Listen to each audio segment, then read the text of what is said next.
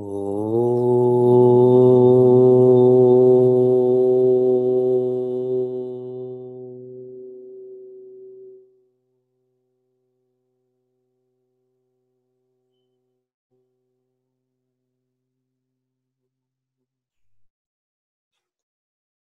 Narayana. Hari Om and good evening from Niagara Falls.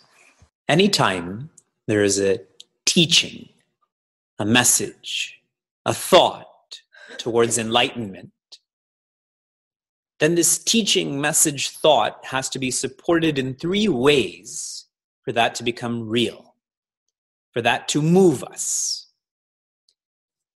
One of these supports is called anubhuti, or experience. If you experience quietude because you took up a teaching, it becomes more real to you. This is at a mental level. More deep than this is called yukti. Yukti is rationale. That my experience may not be of quietude, but at an intellectual level, I understand that this makes sense, that this should be like this. So, mind is anubhuti and yukti is intellectual.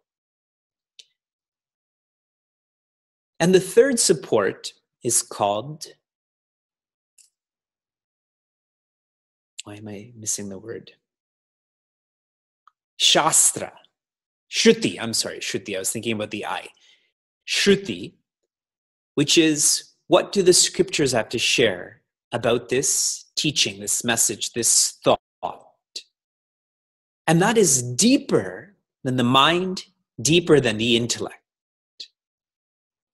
When a teaching, a message, a thought is supported by our experience, supported by rationale, supported by the Shruti, then that becomes real. We are transformed by that. Now, most of our life is lived at the experience level. Some of us, we live more than just experience. We live at an intellectual level. But few have access to that third support, which is the Shruti. Right now, our Atma Bodha course is providing us that support that is more than the mind, more than the intellect. And if we can really feel what Acharya Shankara is guiding us to, we will begin to live confidently.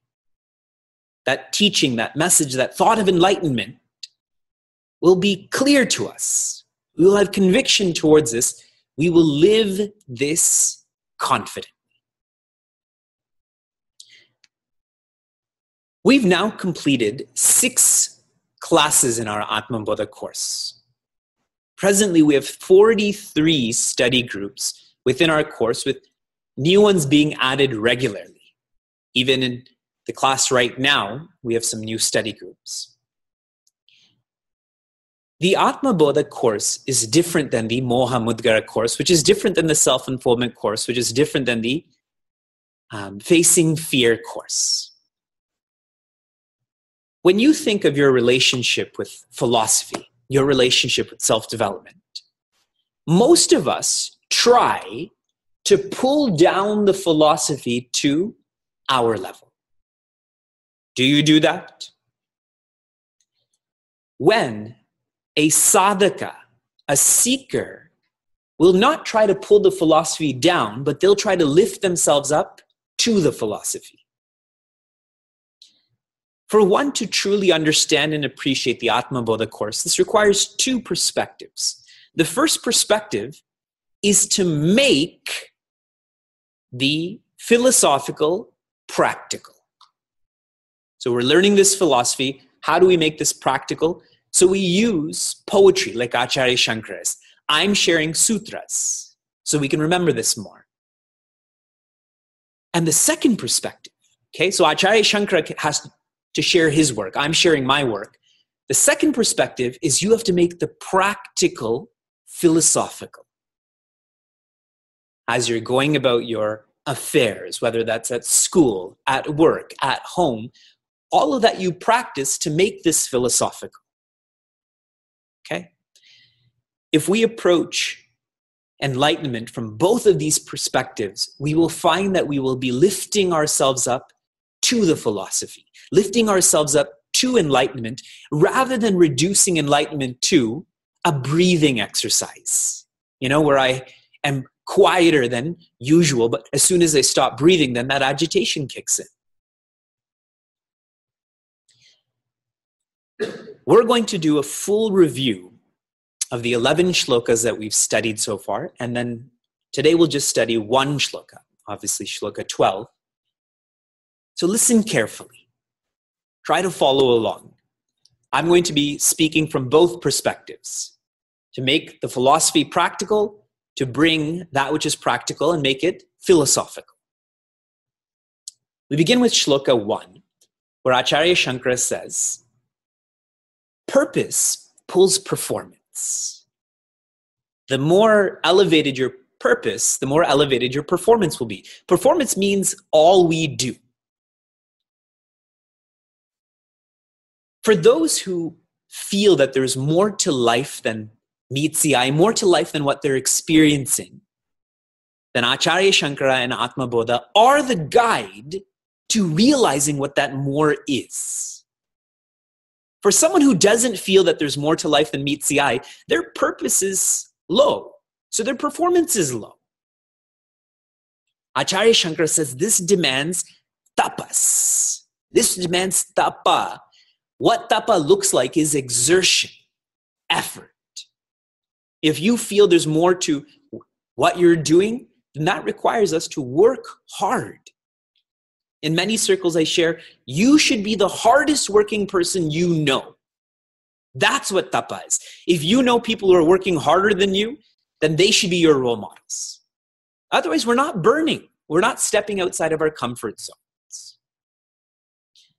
Acharya Shankara begins his teaching after the orientation in shloka 1. In shloka 2, he says, those who feel there's more to life than meets the eye, they know that that more is not external. It's not about more articles, more beings, more circumstances. That more is internal, and so they need insights.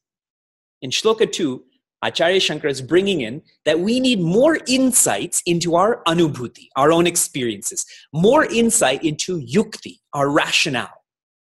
Are we thinking about living in the right manner? Are we thinking about relationships in a positive way? And on and on and on. The sutra for shloka 2 is, all we need is knowledge. All we need is knowledge. I'm using the word insight. Insight, another word for that is knowledge. And the poetry that Acharya Shankara uses is with fire. Every time you think, speak, visualize fire, your mind should go to all we need is knowledge. Your mind should go to my own experiences. I need to have more insight into them. In shloka 3, what is brought out is that we have forgotten why we're doing what we're doing. Think about your day today. Did you think at any point about why you're doing what you're doing? You certainly thought about what you're doing. Driving, teaching, eating, etc. But why are you driving, teaching, eating?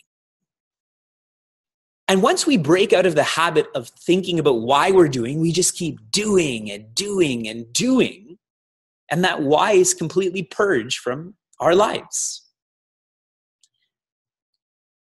We are experts at forgetting. True?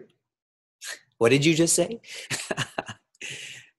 And now some people are thinking, I'm older, so that's why I forget.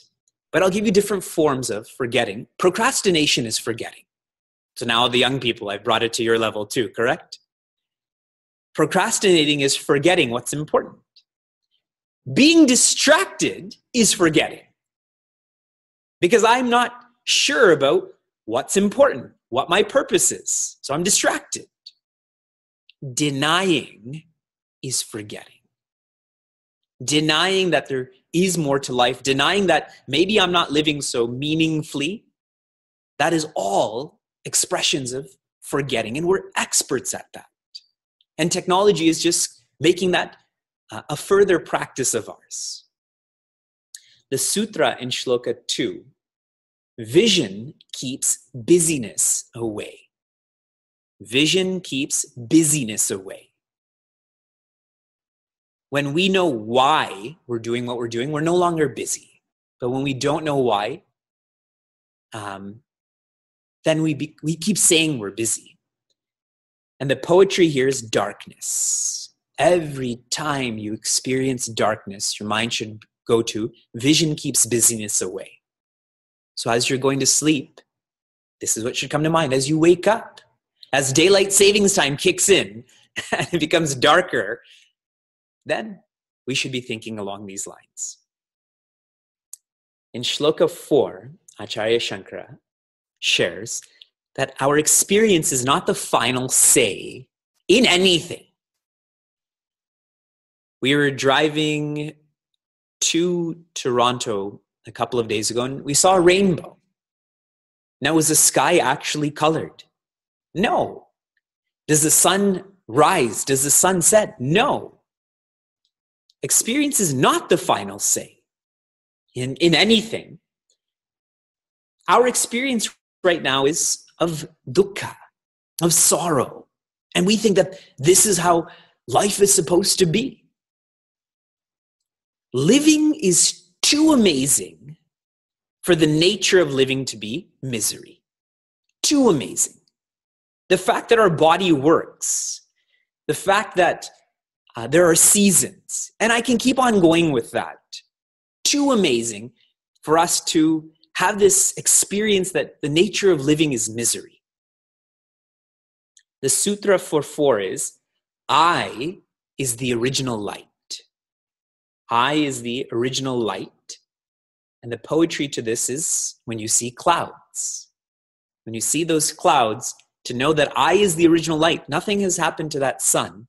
And most definitely nothing has happened to me, even if I'm experiencing misery. That doesn't mean that the sun is not of the nature of light. I am not of the nature of light. In Shloka 5, Acharya Shankara is saying if you want to change, this change has to happen at a knowledge level, which we've talked about in Shloka 2. That knowledge will affect your vision. That came out in Shloka 3. Your vision will affect your attitude. Knowledge, vision, attitude, Shloka 4. What is my attitude towards my own experiences? What is my attitude towards living? And then attitude becomes more manifest as thoughts, words, actions. So change has to happen at all of these levels. Knowledge, vision, attitude, thoughts, words, actions. And the more that we change through these means, the more natural this will become. And eventually, you won't need to use these means because it will become who you are. When you moved to a new home, when you moved to a new apartment, maybe you needed a GPS to get there, yes? You had to keep reminding yourself, I have to take this street and then this street. Do you still do that? You've been living in your home for 20 years. Do you still use a GPS? If yes, I already said we're experts at forgetting. But see how that means became you. The same goes with any change that we start, ideally in the positive.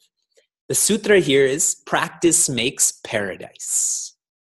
Practice makes paradise. Once you're in paradise, everything stops. And the poetry here is when you see a pool. I'm saying the word see, but even if you think of pool, then your remembrance of practice makes paradise. In Shloka 6, Acharya Shankara brings in change again. He's saying with inner change, you have to keep following these means. And he's also saying that there's going to be a tremendous amount of outer change. The body will change, society will change, the multiverse will change. And in all of this change, we have to be vigilant not to lose our balance. On a bus, on a train, on a plane, Once that motion starts, if you have that knowledge, you'll brace yourself, correct? You'll hold on to a seat. You'll hold on to the hanging, the rail. You may even just spread your legs apart to brace for that change. But if you don't have that knowledge, you fall. Inertia. We mustn't lose our balance in all this change, but we keep losing our balance. We're too busy to even pay attention to change. And when we're too busy outwardly, that means there's no space inwardly. There's no space to think. There's no space to orient myself.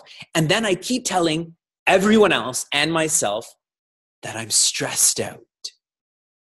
Right? And you have to say it like that. Your eyes have to bulge. Your hair has to look wiry. Nobody ever says I'm stressed in. That's how we should go from stressed out to stressed in to no stress. Right? That's how you climb through these gunas. The sutra for 6 is words are relative. Words are relative. A lot of the stress in our lives comes from people. And it's not even their presence. It's what they say, what they don't say. And that stress is because there's no space to think. There's no space to think because I'm so busy. I'm so busy because I don't have a vision to why I'm busy. Why am I doing what I'm doing? Each shloka is connected if we're thinking about it from these perspectives. In shloka 7, Acharya Shankara says, meaninglessness is a weight. Meaninglessness is a weight. Weight as in W-E-I-G-H-T. How many of you would consider yourselves ritualists, that you're fond of rituals? Anyone? Some of you are. You're just in denial right now. When you're in an experience of rituals, people are chanting for a long time. There's a puja going on in a very material-oriented way.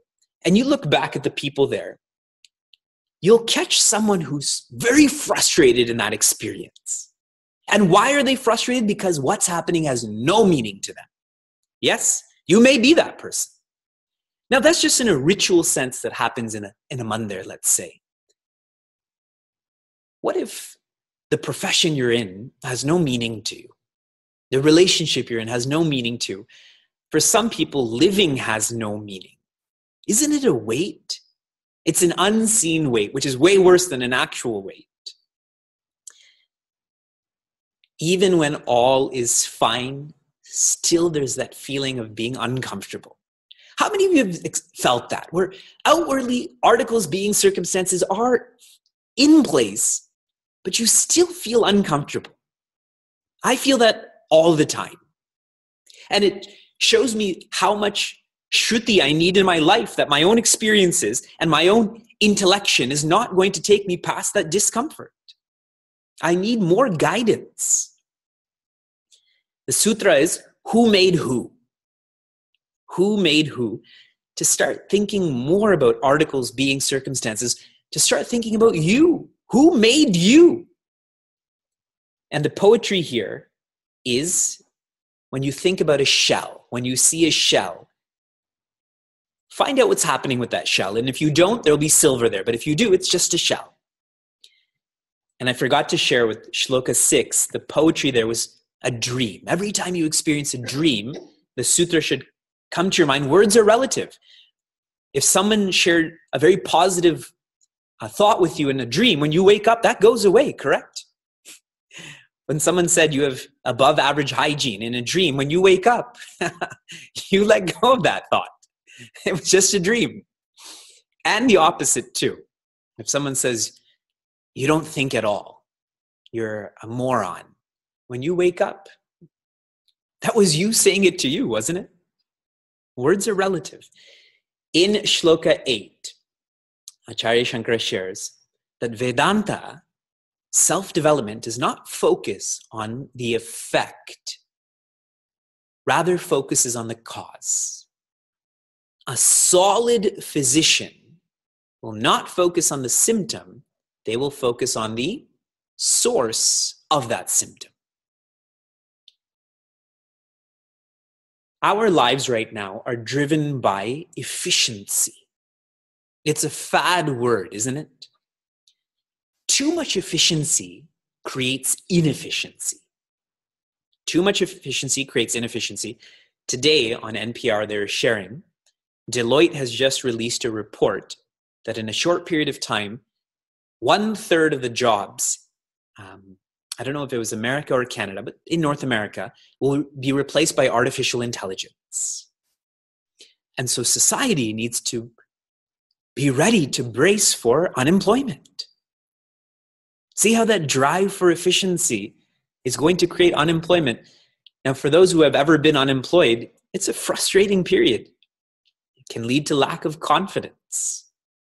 A young couple where they need more income and there's not employment, that can leave such a strain on a relationship, especially in a subjective science. When I was in Atlanta at our Devi retreat, so many of us felt, we see each other weekly through a screen, but seeing each other in person was just more beautiful, more meaningful. This is efficiency, right? But from now on, I'm just going to live in this ashram and I'm never going to leave. I'm not going to travel anywhere. I'm not going to talk to any of you other than through Zoom. That efficiency will breed inefficiency, right? We'll grow apart from each other, isn't it? The sutra here is all are related. All are related. The people in your study group, the people in the other study groups. And then for the people who are really large-hearted, you start expanding that to animals, to plants, to materials. All of us are related. Many studies have shared that there's more difference in genetics between a tall person and a short person than between two people of different ethnicity. So if someone in your study group is shorter than you and you're taller, then there's more difference than between genders, let's even say. And the poetry here is every time you see bubbles. Those bubbles are related to each other.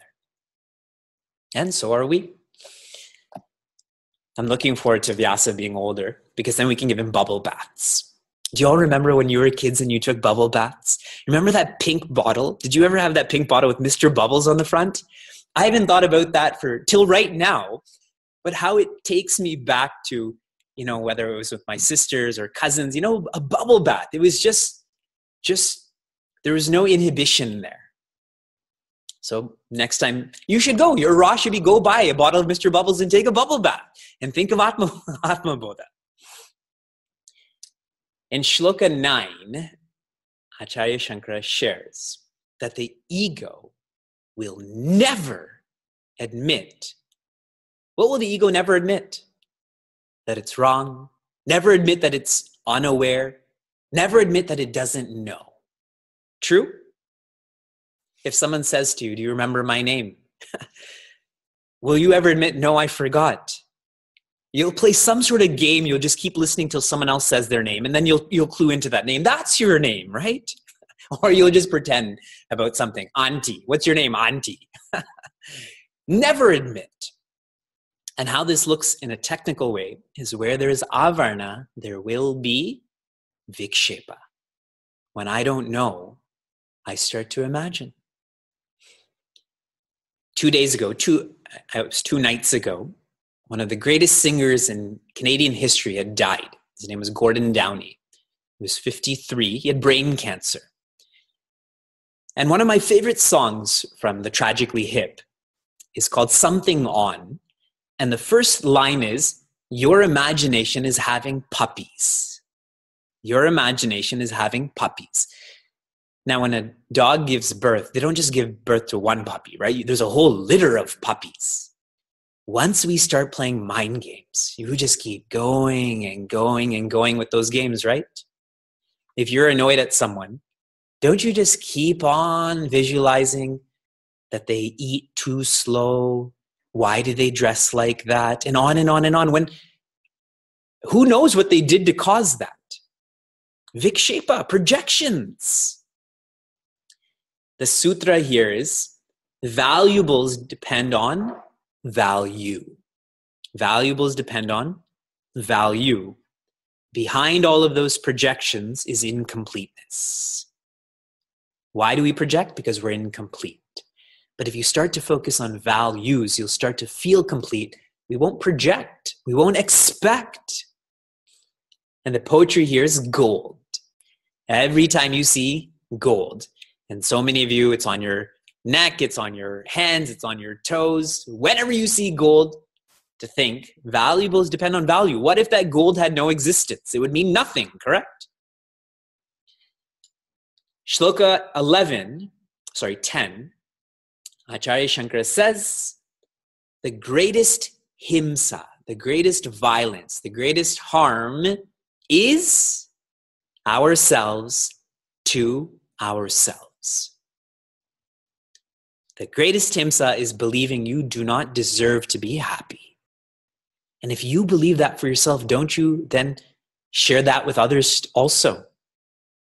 If you're harming yourself, it's natural to harm other people. Himsa. Be natural. This is a shloka where we focused about letting go of labels. Labels like I'm an athlete, labels like I'm a loud person, then labels like this is my gender, and on and on and on. And I gave you the example that in Bhagavad Gita, Bhagavan says that we are all pearls and he is the thread that connects us. Now, which pearls are more valuable?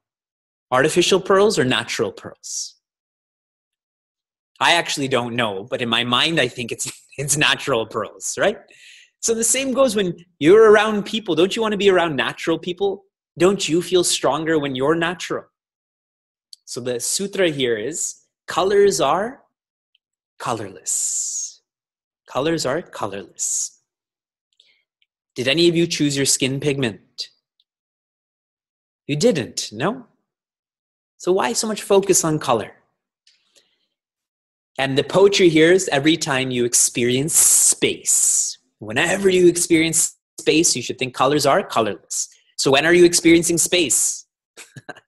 Always. So when should you be thinking about Atma Bodha? Always. In Shloka 11, Acharya Shankara says there's no differences in the absolute. If there's differences, then that can't be absolute, correct? Absolute is one. If there's oneness, that is absolute. We're learning the science of oneness, so why such focus on differences? And even if there is differences, which there's not, but suppose we succumb to that there are differences, those differences are tiny. Those differences are insignificant. So instead of focusing on what separates us, to focus on what unites us. The sutra here was, projections cannot harm. Projections cannot harm. You know that saying, sticks and stones may break my bones, but names can never hurt me. I think that's the saying, right? That came from Atma Bodha. Projections cannot harm. Those projections are tiny when we are one. We are absolute. We together are one. I was staying at someone's house recently, and they're sharing how hard it is to work with people in a non-profit environment. No, working with all of our sevakas and sevikas. Nobody is paid. There's no black and white hierarchy. So she says when she interacts with people, she doesn't look at them with a specific name or form. She treats them all as jivas. A jiva is someone who's trying to grow. So whether it's a 40-year-old man or a 75-year-old woman or a 12-year-old girl, if you treat all as jivas, then your expectations become aligned, correct? Those differences are tiny. Really, we are quite similar to each other. And the poetry for this was water. Every time you experience water, if you think of the Great Lakes, all of the Great Lakes, that water comes from the oceans, let's say, the Pacific Ocean. And that Pacific Ocean's water comes from a whole condensation cycle. And on and on and on. So are those Great Lakes so different? And if they are, we just call them different by name. This is what we've studied so far. Is Atma Bodha becoming more real for you? It's more than just anubhuti and yukti. This is the Shruti. So lift yourself up to that philosophy. Okay? Otherwise, this is not sacred development. So when we say self-development, that means sacred development. We don't say self-development is secular development. If one is interested in secular development, then pull that philosophy down to practice. Why try to be infinitely happy when I'll just be happy sometimes? Good enough. It's not. We'll crack eventually. And then Atma Bodha will be presented to you. May as well be proactive right now.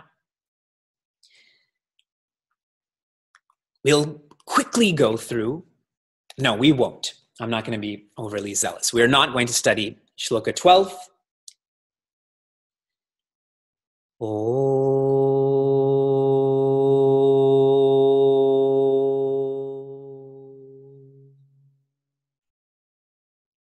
Narayana.